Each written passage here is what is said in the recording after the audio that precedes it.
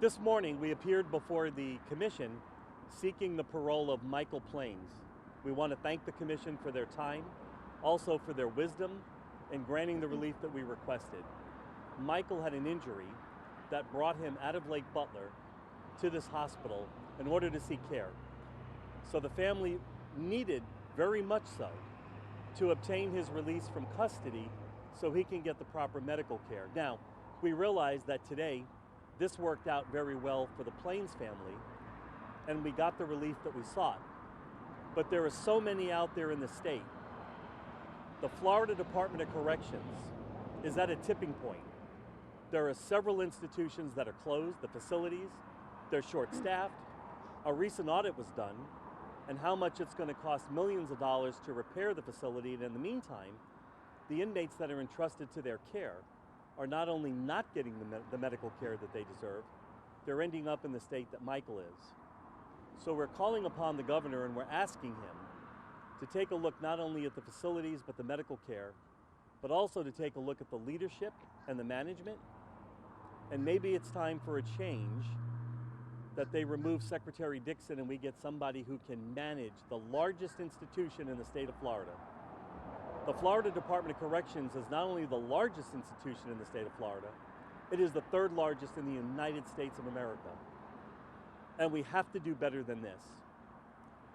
The family members are here and they wanted to also say a few words about what they just went through. We're still in the process of trying to get Michael now moved from this institution to St. Vincent's so he can get the proper medical care. Now, the family a week ago was told they had two choices. They either agree to an amputation of his legs, or they're going to remove the feeding tube, put him in palliative care, and watch him slowly die. Now, I think for most, you can imagine if you got that phone call, and what would you do? Well, they were successful. But I reiterate yet again, there's so many people that don't have the opportunity to do what he did, or what the family was able to do in a short period of time. Hello, I'm Rhonda Plains. And first of all, I want to give God all the glory, because I would not be here today if it wasn't for him. I thank you for my attorneys, Robert Slaman and Keith Harris, for helping us through this. It's been a long journey. You know, when my son went to prison, you know, you do the crime, you do the time. But the Florida Department of Corrections failed to keep my son safe. No mother, no father should ever have to go through this. Never. And seeing our son, he looks like a 30-year-old like embryo. He was walking, he was talking, he was able to email me on JPay video visits. We had it all. But then all of a sudden his rights were taken away. Not only his rights, but his family's rights. And I think it's not fair. And Governor DeSantis, I'm calling you. I'm talking to you because you're the governor of the state of Florida.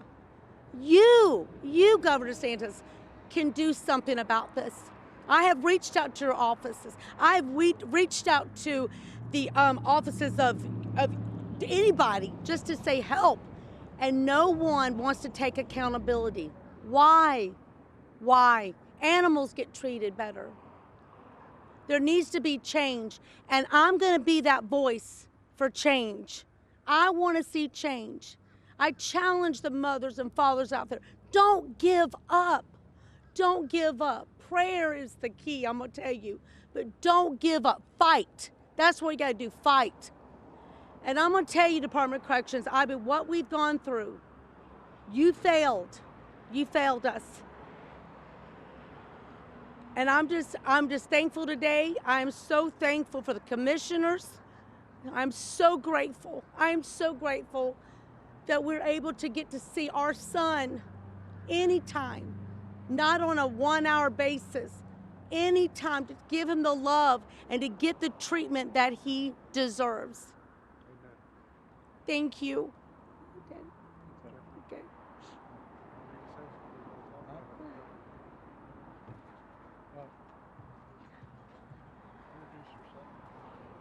I just want to thank everybody that was involved with this, the lawyers, because a week and a half ago, we were going to sign the paperwork for palliative care and put our son in a situation where he was going to pass. We didn't want to give up on him, but that was the only options we had, either that or amputation of both legs. And my sister-in-law drove 15 hours from New York City, and it was a Friday before we were going to sign this on Saturday, and we found our lawyers. We were able to halt that and have Michael another stay of life. And we're so grateful for that, because Michael had already been dead, but now he's alive, and that's the main thing. And we love him very much.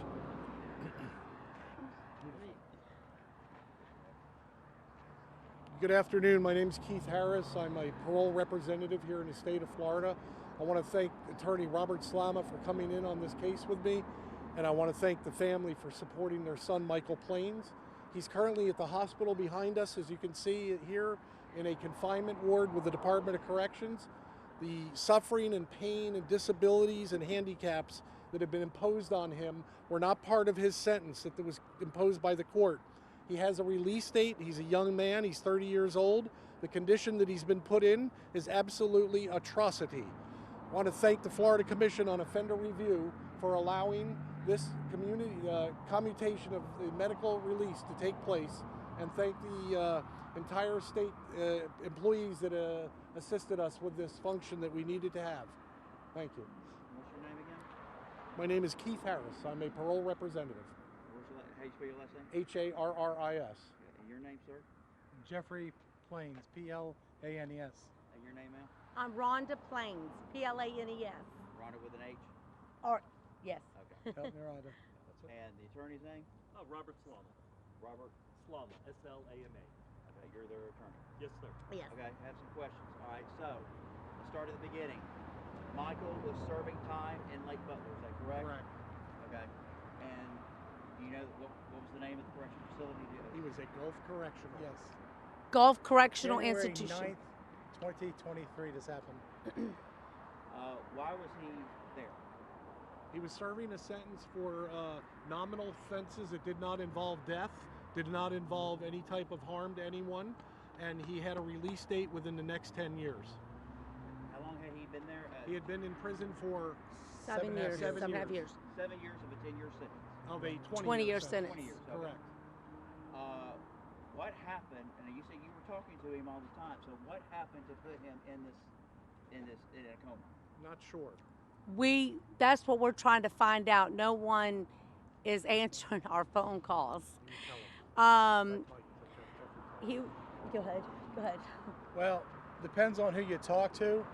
I talked to Warden Payne, and we were there, gave up our whole life. We were out at the Panama City Sacred Heart for over 2 months. We gave up everything. We lived out of a hotel. Now we don't have the definitive answers as to what happened, but a lot of the guards told us it was gang related.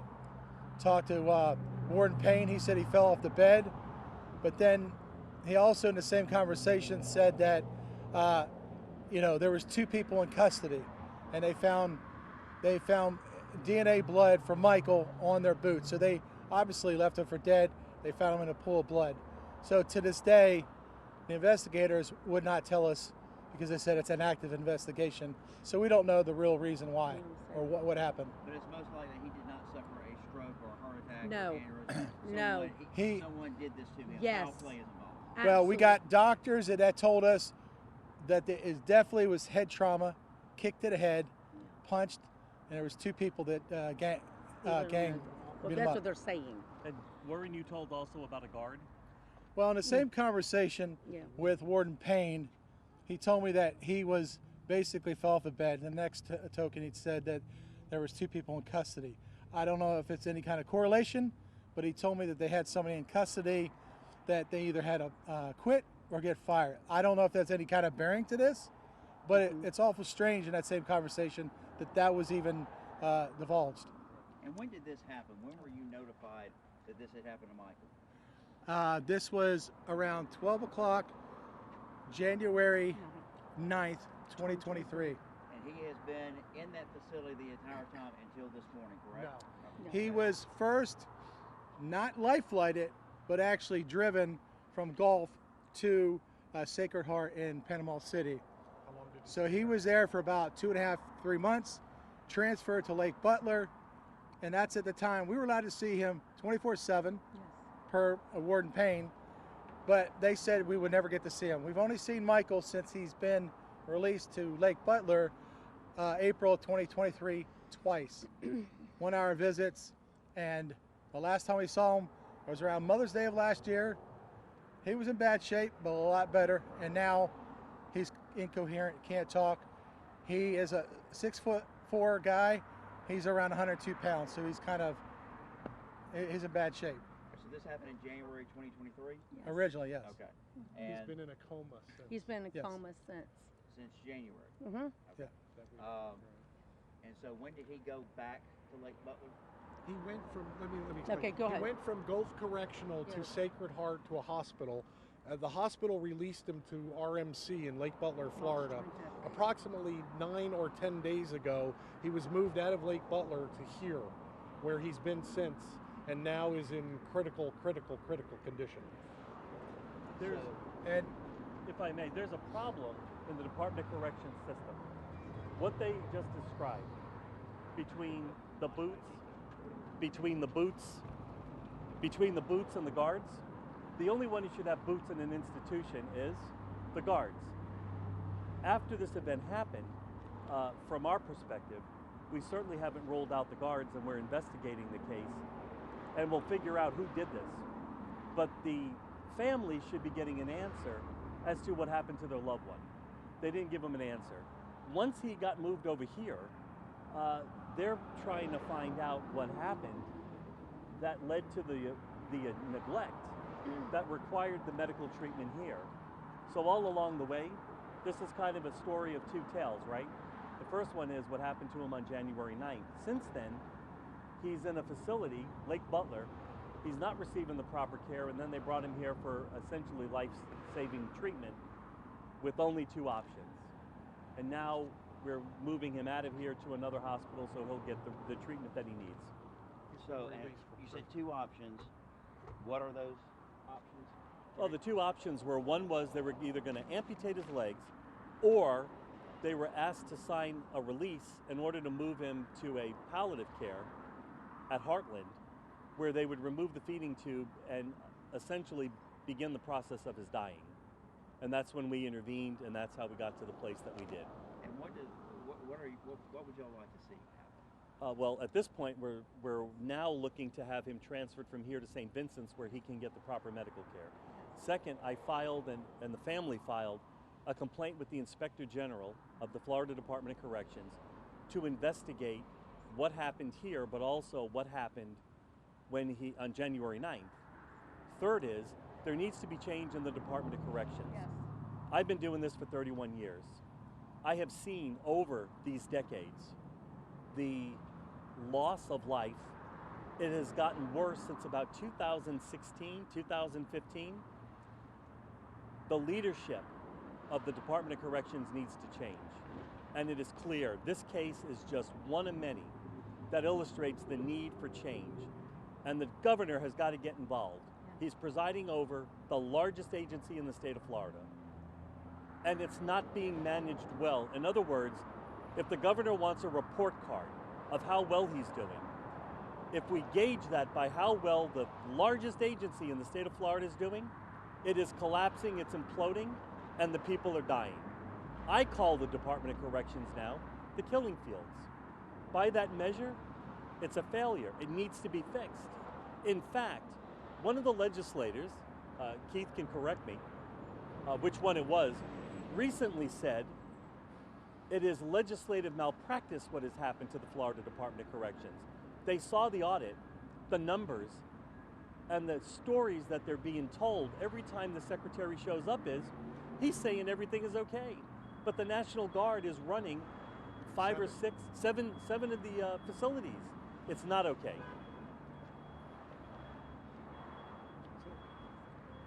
What would y'all like the governor to do? Remove the secretary of the Florida Department of Corrections, get somebody in there Let me explain. If you go on and you look at you can go online and you can look at the core values. The mission, the core values, and the goals of the Yes. Florida Department of Corrections are fine. The problem is he needs a secretary who believes in those values and is going to actually do it. It's not enough to say that these are our values.